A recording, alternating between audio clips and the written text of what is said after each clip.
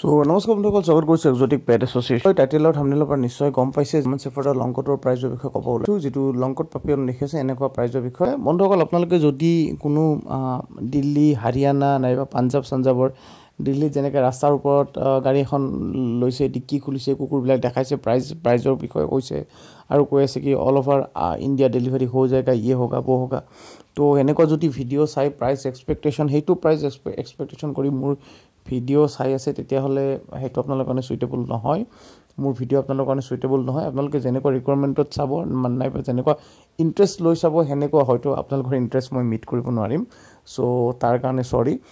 বাট মই যিটো প্ৰাইচ ক'ম, জেনুইন প্ৰাইচ ক'ম, অসম নৰ্থ ইষ্ট নাইবা গুৱাহাটীত যিটো চলি আছে বৰ্তমান চিনাৰিঅ', এনেকুৱা যদি হেল্ডি আপোনালোকে লংকট জাৰ্মান শেফাৰ্ড, এইটো অৱশ্যে এজত অলপ সৰু আছে, মোটামুটি 35-40 এজৰ ওচৰা-ওচৰি আছে, সেইকাৰণে ক'ডটো ভালকৈ গম পোৱা নাই, লংকট নে কি ক'ড। অলপ ডাঙৰ হ'লে ক'ডটো যেতিয়া চুলিবিলাক মানে অৰিজিন চাইজত আহিব তেতিয়া গম পাব এইটো লংকট হয়। এনেকুৱা যদি হেভি বন হেল্থৰ আপোনালোকে পাপি লয় অসম নৰ্থ ইষ্ট নাইবা গুৱাহাটীত, তো মোৰ হিচাপত 25,000 পৰা 30,000 ভিতৰত দিব লাগিব, যদি জেনুইন চেলাৰ পৰা লয়।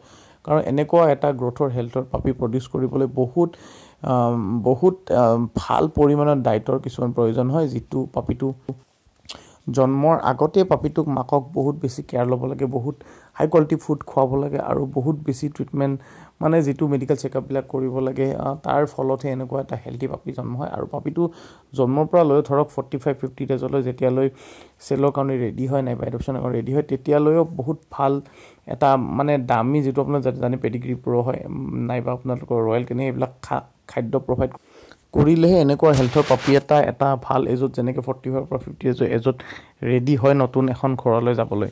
চ' যেতিয়া আপোনালোকে এনেকুৱা পাপি লয়, এইবিলাক কিছুমান কথা ভাবি চাব, এইবিলাকৰ ওপৰত বহুত ডিপেণ্ড কৰিহে পাপিটোৰ প্ৰাইচটো ফিক্স হয়।